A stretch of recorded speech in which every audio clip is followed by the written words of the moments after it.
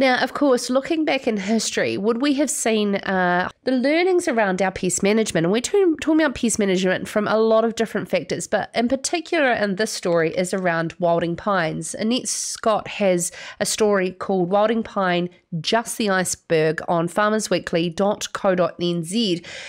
You see an image there of heli spraying wildings in Molesworth. It is absolutely spreading like wildfire, and please excuse the pun, what we've seen in the Mackenzie country.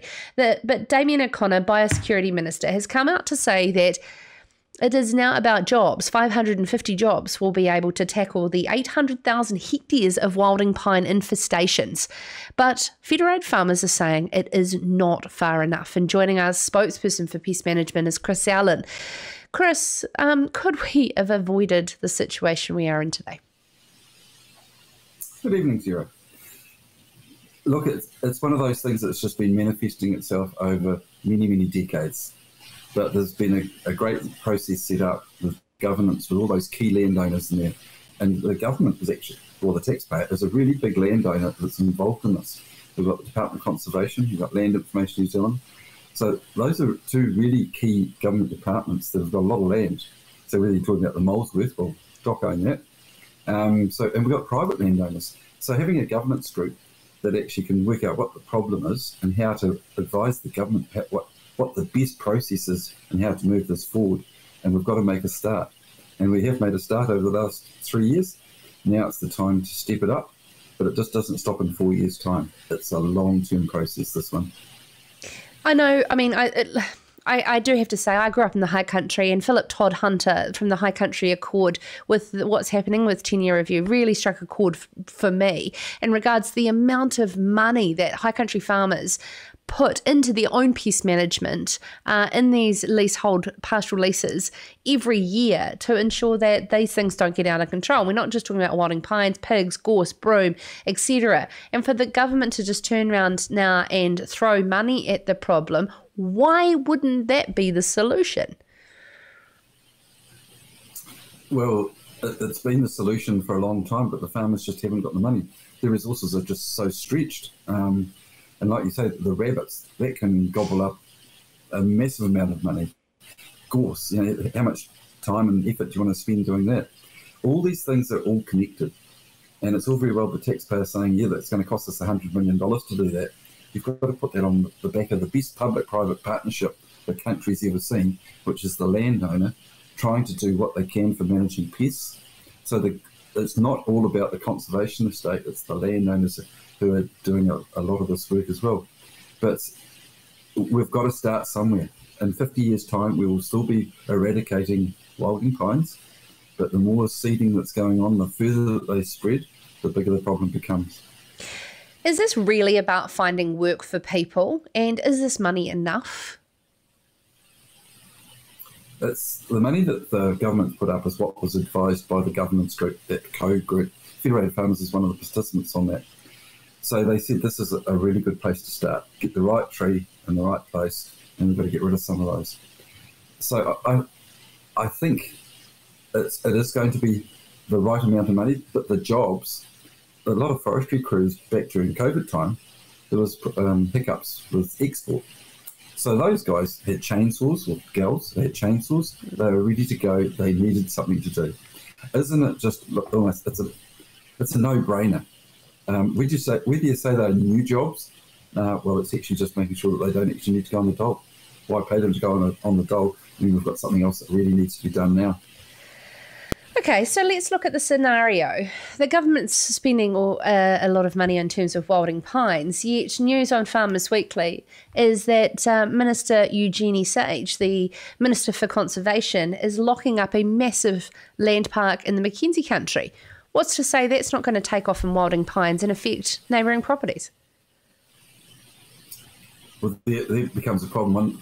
One part of it is part of government can say, yep, we can afford to go to the Natural Heritage Fund and get the money out of that and buy the land. The other side of it, the conservation budget, needs to be expanded so they can look after wilding conifers. Where farmers coexist with grazing pressures with stock, they keep a lot of the trees under control. So there's going to have to be other mechanisms found to make sure that the trees don't get out of control. The seed's just sitting on the ground waiting to go. We talked yesterday, and it got quite a few of our viewers hot under the collar when we were speaking to Danny Templeman from Osprey with regards to not the transfer of TB from feral pigs, but that is basically like a litmus test that there is TB in this area, and the responsibility of landowners, regardless of who they are, whether it's the Crown or Māori or forestry owners bounding livestock properties, to ensure that we can actually eradicate TB from this country. Flying around with helicopters is only going to mix everything up, especially when an overpopulation of deer as well. From a wider pest management situation, how concerned are you? Look, I've just heard of a case in the last couple of weeks where there's forestry blocks. Those forestry blocks have been milled, and good on them. They've done their 30 years, and it's time for them to come down. There's also got 10-year review lands there, and we've got wilding conifers. The helicopters going up there and spraying those, and it's just one big herding operation. So the pigs are coming down onto the private farmland. So there's some of the pig numbers that I'm hearing are just absolutely phenomenal. You wouldn't think there'd be that many living there. So the whole thing, all these things, they're all interconnected. Forestry, there's a place for it, and they've got to manage the pests in there. We've got 10-year review. Yes, we've got to manage that. We've got private farmland. But it's not just about wilding conifers that we've got to worry about. It's the whole pest management strategy so that everything is looked after, because otherwise you end up with farmers taking a full brunt for lots of things that are getting muddled onto their properties. Okay, so in your ideal world, Chris, if you were to create the ideal scenario for governance and policy in an ecosystem that affects pest management across the board, how would you be able to manage this, that it's not just a throw a bit of money here and a policy there? Look, there's some really great meaning legs of government, and they can do really good things in their silo. But there's lots of little silos, and we've just been talking about 4 little silos there. Yeah, we're talking about the deer, we're talking about the pigs, we're talking about conifers, and probably let's talk about Horatium and a few of the other really gnarly weeds that are out there. It's having that coordinated pest management strategy where all the key stakeholders in the room, Department of Conservation, the LINs, the private landowners, the regional councils, they've all got a part to play in how they put that strategy together, so that, and the government or the taxpayer needs to help. You can't just rely on the ratepayer, and you can't just rely on the individual landowner. So it's actually what the government's group of the wilding conifers has come up with is a really good recipe of how to address one aspect of it, but it probably needs to be scaled up. Got to get some runs on the board, got to get these tree numbers down. Yeah, absolutely. Thank you so much, Chris, for joining us. Before you sneak away, though, we are talking about change. There's certain things about how we are in rural New Zealand that we shouldn't change. What are they in your mind that make us special? We should always hold on to.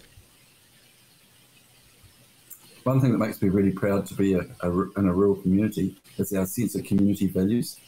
And you look at just a fundraising exercise that's going on, whether it be supporting the local hospice, whether it be looking at the local rugby club, whether it be the fire brigade, or the local school. Yeah, the local schools, that centre focus. Don't do away with the local board of trustees or those local governance groups.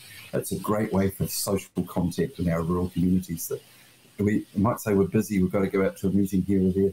It's a great way to keep in touch and feel the heartbeat of your community. And the other one I'd say is don't forget to laugh. Yeah, there's a lot of serious stuff going on in this world, and sometimes when something comes out of government, you've just got to laugh, because if you soaked it all up, I think we'd be in tears a lot of the time, but nothing like a good laugh, and you can help you get it through, and tomorrow the sun will rise. Thank you so much, Chris. This is Sarah's Country.